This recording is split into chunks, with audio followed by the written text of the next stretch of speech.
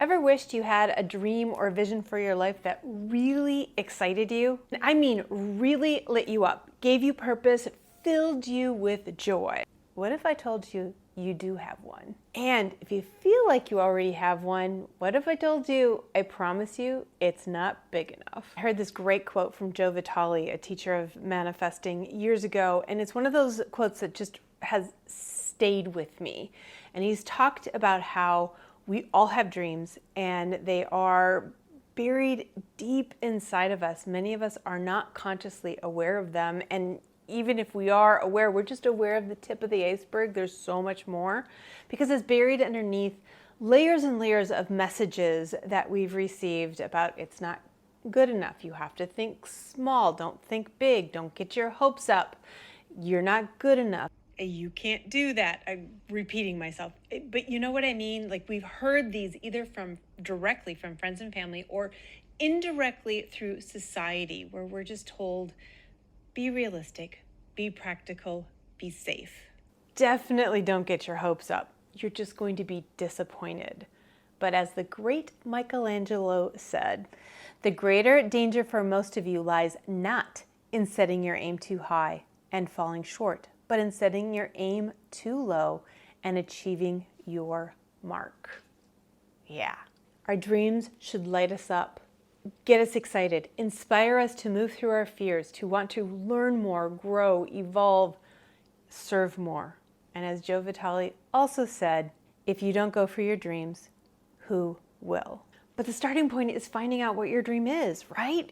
And that's what we're going to work on in this episode of the podcast. Our goal is to live a life that allows us on our deathbed to look back with a wry smile and think, that was a life well lived. And it doesn't matter what age you are, this is something that we can tap into. Now be sure to stay till the very end, because the last tip is one that comes in very, very handy. Yeah, so definitely stay for that. If you're ready, let's get into it.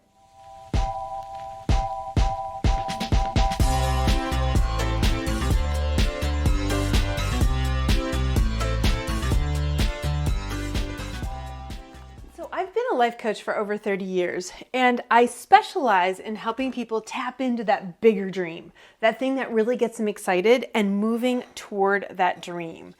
And I have only, in my 30 plus years of doing this, hundreds of people, had 2 people who couldn't tap into what they really wanted. They just felt like they didn't have a deeper dream. And I will say that it was palpable. Like, you could feel that they did, but they just weren't letting themselves go there yet.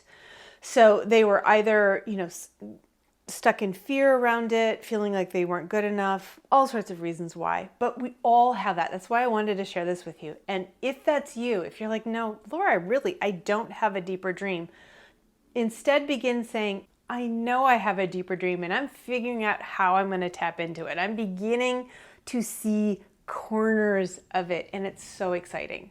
So when you shift from I don't have one to I'm figuring it out, it begins to open up your brain to be able to look into corners that you might not have looked into in a while or ever. So this episode has 2 parts to it. The first one is I'm going to help get you set up. So I'm going to help you get into the mood for working on this.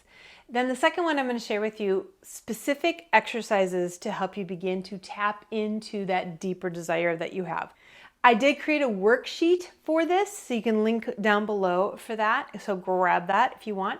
What you'll probably find is that 1 or 2 of the exercises are particularly poignant. They really do help you figure things out, and that's where you can focus for sure. But listen to all of them. I will share more about each one.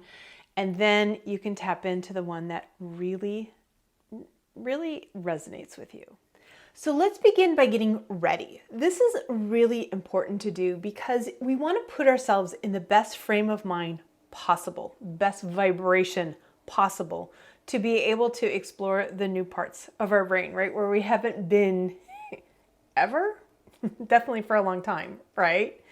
So these are your things to do to help you get ready for that. The first thing you want to do is create a little bit of time for this exercise. And I'm going to get to all the things that I want you to do so you'll know about how much time. But look at your calendar and give yourself a good solid afternoon, evening for yourself. Okay, create that space.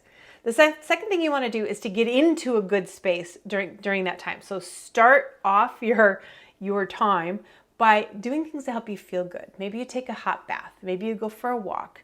You want to get really grounded, really solid, really relaxed, and in a good space. So the more connected you are to your higher self, to that peace deep inside of you, the better this whole process will be. Number 3, I highly recommend going someplace outside of your home, unless there's a place in your home where you feel really, really comfortable, but realize your home represents where you are. And if you're feeling especially stuck, then you want to get out of more feeling of where you are, right? So this is where a coffee shop might be great, a restaurant that you really enjoy. You do want it to be uninterrupted and you want it to be fairly isolating. So you're not going to be interrupted too much. Find some place where you can be really relaxed and also have a nice journal, pen. You can use the worksheet I created, whatever it is that really helps you connect. Number 4, this is something I recommend to a lot of people, is to have a single glass of wine. Okay, so wine can help you let go of some of those limitations. 1, not 2. 2 usually sets us down a negative path, but it also depends on how you react to wine. This helps me a lot. It just helps me, maybe it's more symbolic, I don't know, but I know people it does help. I know for other people it doesn't. So maybe for you, it's a calming cup of tea. Just find whatever it is that can help you shift out of this is what I've believed into I got a whole new mindset. Finally, and most importantly, this is something I want you to consider forevermore, and that is to honor your desires. So it can be really tricky, I know, because you feel like, oh, that won't happen, that's too big, or no, I don't think that one is going to be possible for me, that's not realistic, that's not practical, blah. I want you to give yourself a moratorium on it, definitely during this period, preferably forever, but during this period for sure, honor everything that you want. There is no room for judgment here. You can think of it as a fascinating experiment if that's what you need to do, but I want you to begin to honor what is bubbling up from your heart. Now that you're all set up, let's get into this. I have 3 and then a bonus suggestion for what you can work on. And again, I'm going to share each one. You can pause the video and work on it right now. Or if you want, listen to all of them, figure out the one that really taps into what you want, like you feel like that's going to help you, and go with that one. The first one is, what would you do if you won the lottery? Okay, you've probably heard this question before. It's such a good one though. And I've had clients who say, I would just go lay on the beach. And I'd say, great, that'll last for about 2 weeks and then you can be bored off your butt. What are you going to do with the rest of your life? So I want you to really think about what your life would look like if you won that I don't have to worry about money at all lottery. When my husband and I went to our financial manager when we first got married 30 years ago, he said, so what age do you want to retire? And it was funny because we both paused and we were older. I was 30, he was 40 when we got married. So, you know, we weren't 22 going retirement. It was something that had been on our minds, but we looked at each other and we said, never. And he looked at us and he said, I have literally never heard anybody ever say that. And we both said, but we love what we do. Why would we stop doing it? I mean, maybe we'll do less, but no, we're going to do this forever. Now, if I won the lottery, I would have more staff, so I wouldn't have to do all the little things. I would also travel more. So that's definitely in my dream vision, right? So for you, what are you going to do? Who are you going to serve? How will your days be fulfilled? What is the first thing you would buy when you win the lottery, right? Like start thinking about what gets you excited. Does that get you excited? I will say too that I don't want a huge house. I don't like a huge house. My parents have a huge house and I feel like it's inconvenient. If I'm in my bedroom and I remember there was something in the kitchen I need, it's like, oh, God, that's so far away. Whereas my house is compact. I have all the rooms I need and it's easy for me to put things away at the end of the day because it's not far, right? Like I like a small house. So for you, what is it that gets you excited? Think about what you would do if you won the lottery. Number 2, we are going to use envy for good, not evil. Who do you envy? Now stick with me here. I get probably half the people who immediately knee-jerk respond, oh, I don't envy anyone, because it doesn't feel good to think you envy people. But it is human to envy people, and it says a lot about what it is that you want, because envy really means someone has something that you don't think you can have, but you wish you did. Now, that said, I will say that often people find when they really explore, it's like, wow, I've always envied this person. What do they have? For example, me, I have a girlfriend who lives in a really big house, and I used to really wish I could live in that house until I actually sat down and thought about it. It's like, do I really want a big house? And I realized I actually don't. So all of a sudden that envy dissipated and it just became, I am really happy for her. I don't have any envy around it at all. But sometimes that envy is just habit. So what I want you to do is think about who do you envy and begin to explore what is it they have that for some reason I don't think I can have, because I think I need to add it to my list. That is, if it is something you really want. So take the time and figure it out. And now whenever envy comes up, for me, it's an immediate reaction. When I feel that little surge of the green-eyed monster, it's like, wait, what is it they have? Do I really want that? Yeah, all right, it's gonna go on my list. I'm adding it to my list. Envy for good, not evil. Hey, just want to interrupt really quickly to ask if you've subscribed to this video yet. I know the largest share of people who watch my videos aren't yet subscribed, but if you did learn one new thing, I would love it if you gave it a thumbs up and commented below what you learned. If you learned 2 things, please take that time to subscribe. It's totally free. Hit the bell so you get notifications every time I release a new video. And if you have a friend who could use this information, I'd appreciate it if you send it to them. All right, back to our usual content. Number 3, think back to when you were a child, and do you remember what you wanted to be when you grew up? Here's the thing, when we're kids, we're closer to our higher selves. We have fewer messages of you can't do that, you're not good enough, that's not practical enough, that's not realistic. We have fewer of those messages covering up our dream.